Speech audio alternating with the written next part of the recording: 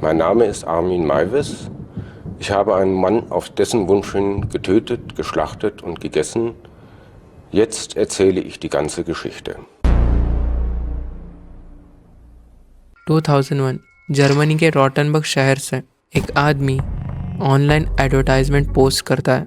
मैं एक ऐसे इंसान को ढूंढ रहा हूँ जो हेल्दी हो और जिसके बॉडी पर ज़्यादा फैट ना हो। मैं तुम्हें मारूंगा, तुम्हारे बॉडी पार्ट्स काट के खाऊंगा। अगर तुम इंटरेस्टेड हो तो कांटेक्ट करो। ये पोस्ट डाला गया था एक इंटरनेट फोरम पर जिसका नाम था द कैनिबल कैफ़े। एक ऐसी जगह जहाँ लोग किसी को मारने, खाने और अपनी सेक्सुअल फैंटेसीज के बारे में ओपनली डिस्कस करते थे। यहाँ हर टाइप के लोग थे। कुछ लोग किसी को खाना चाहते थे तो कुछ लोग ऐसे भी थे जो खुद को मारना चाहते थे। जो एडवर्टाइजमेंट मैंने तुम्हें शुरू में दिखाई थी वो इसी फोरम पे डाली गई थी और इसे पोस्ट करने वाले इंसान का नाम था आर्मिन मेविस। एक ऐसा इंसान जिसके अंदर बचपन से ही ये ऑब्सेशन था कि वो किसी को मार के खाना चाहता है। So today is the story about Armin Meiwes, the Rotenburg killer. Armin Meiwes का जन्म 1961 में जर्मनी के एसेन नाम के शहर में हुआ था। उसके फादर गस्तावो मेविस एक पुलिस ऑफिसर थे। उसकी मदर वॉल्ट्रेड मेविस एक हाउसवाइफ थी। उसकी माँ की पहले भी 2 शादियां हुई थी और पिछली 2 शादियों से उसे 2 बड़े स्टेप ब्रदर्स थे। आर्मिन 8 साल का होते ही उसके पापा अचानक बिना बताए उसकी फैमिली को छोड़ के चले जाते हैं और कुछ समय बाद उसके भाई भी उसे छोड़ के चले जाते हैं। वक्त के साथ आर्मिन और उसकी माँ अकेले रॉटनबर्ग शहर में अपने 40 कमरों वाले बड़े से घर में रहना शुरू करते हैं। आर्मिन इतना अकेला हो चुका था, वो अपने घर के बैकयार्ड में अकेले खेला करता था। वो अपनी लोनलीनेस को छुपाने के लिए एक इमेजिनरी फ्रेंड क्रिएट करता है जिसका नाम वो फ्रैंकी रखता है। वो अक्सर फ्रैंकी से बातें करता, अपने इमोशंस शेयर करता, उसके साथ खेलता। वो most of the time Frankie के साथ ही बिताता। शहर छोटा होने के कारण और अपनी माँ के स्ट्रिक्ट बिहेवियर के कारण आर्मिन के ज़्यादा दोस्त नहीं थे। उसी वजह से आर्मिन के अंदर एक लोनलीनेस की फीलिंग बढ़ने लगी थी। इसी फीलिंग से उसके दिमाग में एक थॉट पैदा होता है, मैं जिस इंसान से भी प्यार करता हूँ वो कभी ना कभी मुझे छोड़ के चला जाएगा और मैं इस लाइफ में हमेशा अकेला ही रहूंगा। अगर मुझे किसी इंसान को मेरे साथ रखना है तो मुझे कुछ ऐसा करना होगा कि वो हमेशा मेरे साथ जिंदा रहे। इसी थिंकिंग को बहुत साल बढ़ाने के बाद आर्मिन के दिमाग में ये थॉट प्रोसेस शुरू होता है, अगर मुझे किसी इंसान को या किसी जानवर को अपने साथ रखना है तो मुझे उसे खाना होगा, तो वो हमेशा के लिए मेरे अंदर जिंदा रहेगा। आर्मिन के दिमाग में ये तक थॉट आता है कि अगर फ्रैंकी भी मुझे छोड़ के चला गया तो, इसलिए वो बार बार ये सोचता है अगर फ्रैंकी भी मुझे छोड़ के चले जाने वाला है तो मुझे फ्रैंकी को खाना पड़ेगा, तब जाके फ्रैंकी मेरे साथ हमेशा के लिए रह पाएगा।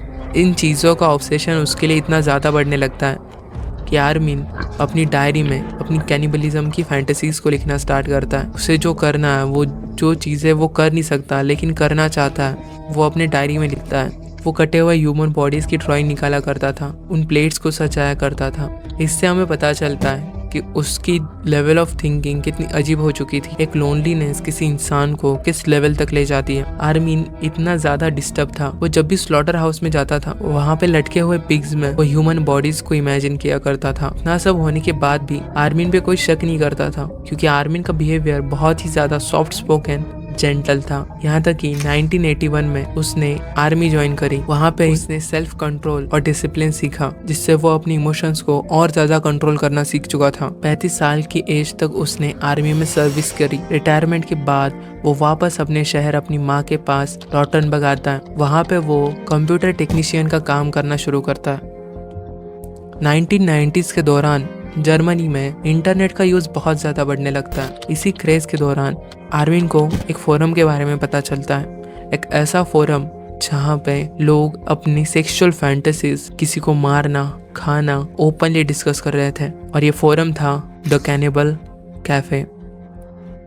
लेकिन 1999 तक आर्मिन द कैनिबल कैफ़े पे कुछ पोस्ट नहीं करता, ना कुछ चैट करता है। 1999 को आर्मिन की मॉम की डेथ हो जाती है। अब आर्मिन पूरा अकेला हो जाता है और यही लोनलीनेस उसे खींच लाती है द कैनिबल कैफ़े पे। वहाँ पे वो एक पोस्ट डालता है, मैं एक ऐसे इंसान को ढूंढ रहा हूँ जो हेल्दी हो, जिसके बॉडी पे फैट ना हो, और मैं तुम्हें मारूंगा, तुम्हारे बॉडी पार्ट्स कट करूंगा और तुम्हारे सामने उन्हें बारबेक्यू करके खाऊंगा। अगर तुम इंटरेस्टेड हो तो मुझे कांटेक्ट करो। बहुत वक्त के बाद भी आर्मी के उस पोस्ट पर कोई रिप्लाई नहीं आता, लेकिन जून 2000 में उसके उस पोस्ट पर रिप्लाई आता है जॉर्ज नाम के इंसान का। जॉर्ज उसे कहता है आई एम इंटरेस्टेड। आर्मिन को ये पढ़ के एक होप मिलती है। जो चीज़ें वो बचपन से करना चाहता था वो अब जाके कंप्लीट होने वाली थी। वो जॉर्ज से बातें करता है, डेली उससे डिस्कस करता है, उसकी फैंटेसीज के बारे में पता करता है। जॉर्ज उन्हीं लोगों में से था जो खुद को मरते हुए देखना चाहते हैं, जो खुद की बॉडी को ख़त्म होते हुए देखना चाहते थे। और आर्मिन उन लोगों में से था जिसकी फैंटेसी किसी इंसान को पका के खाने में है। वो दोनों प्लान करते हैं, डिस्कस करते हैं और नवंबर 12, 2000 में मिलने का डिसाइड करते हैं। नवंबर 12, 2000 को वो मिलते हैं, वो बातें करते हैं, एक दूसरे के बारे में जानते हैं और 19 नवंबर 2000 की डेट फिक्स होती है अपने प्लान को फॉलो करने की। 19 नवंबर 2000 जॉर्ज उसके उस 40 कमरों वाले बड़े घर में आता है। आर्मिन उसका वेलकम करता है, दोनों बातें करते हैं और कुछ समय बाद शाम होते ही आर्मिन उसे एक रूम में ले जाता है। एक ऐसा रूम जिसे उसने कम्प्लीटली स्लॉटर हाउस की तरह बनाया था। रेड कलर की वॉल, बुचर हुक्स लगे हुए हैं, बुचर नाइफ्स रखे हुए हैं, मीट कटर रखा हुआ है। जॉर्ज ये सब देख के डर जाता है और बैकआउट कर देता है। वो उसे मना कर देता है ये सब चीज़ें करने के लिए। आर्मिन को बुरा लगता है, लेकिन आर्मिन उसे फोर्स नहीं करता, क्योंकि बचपन से आर्मिन ने जो फैंटेसी देखी थी उसमें उसने सामने वाले का कंसेंट ज़रूर देखा था। वो किसी के साथ ज़बरदस्ती ये सब नहीं करना चाहता था। इसकी वजह से वो उसे जाने देता है, लेकिन आर्मिन की होप टूटी नहीं थी। आर्मिन फिर भी पोस्ट करना चालू रखता है। आर्मिन 60 से भी ज़्यादा पोस्ट करता है। हर बार कोई आता, वो रूम देखता, डर जाता और बैकआउट कर देता। लेकिन कुछ समय बाद 5 फरवरी 2001 उसके एक पोस्ट पे रिप्लाई आता है, आई एम रेडी। ये रिप्लाई पढ़ के आर्मिन तक को थोड़ा अजीब फील होता है। ये रिप्लाई किया था जॉर्जन ब्रैंडिस ने। Jorgen Brandis financially strong background से था। उसके बचपन में ही उसकी माँ की डेथ हो चुकी थी। ब्रैंडिस बायसेक्सुअल होने के कारण उसके फादर भी उससे इमोशनली दूर थे। इसी वजह से ब्रैंडिस बहुत ज़्यादा लोनलीनेस फील किया करता था। ब्रैंडिस की जॉब अच्छी थी, उसकी गर्लफ्रेंड्स भी थी, उसका बॉयफ्रेंड भी था, स्टिल उसे वो लोनलीनेस फील हुआ करती थी। अल्कोहल कंज्यूम करता, सिगरेट्स कंज्यूम करता, ड्रग्स कंज्यूम करता था। उसने बहुत बार अपनी बॉडी को हार्म करने का भी ट्राई किया था, यहाँ तक कि उसने एक नाइजीरियन सेक्स वर्कर को अपने पीनस को कट करने की रिक्वेस्ट करी थी। ब्रैंडिस को जब कैनिबल कैफ़े पे आर्मिन का पोस्ट दिखता है, उसे एक्चुअली में एक होप मिलती है। ब्रैंडिस उस पोस्ट पर रिप्लाई करता है। आर्मिन और ब्रैंडिस की बातें शुरू होती हैं।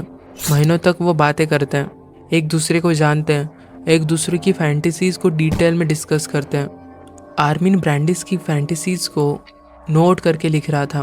ब्रैंडिस की जो फैंटेसीज़ थी कि आर्मिन उसके बॉडी के साथ करे, आर्मिन उन सारी फैंटेसीज़ को नोट कर रहा था।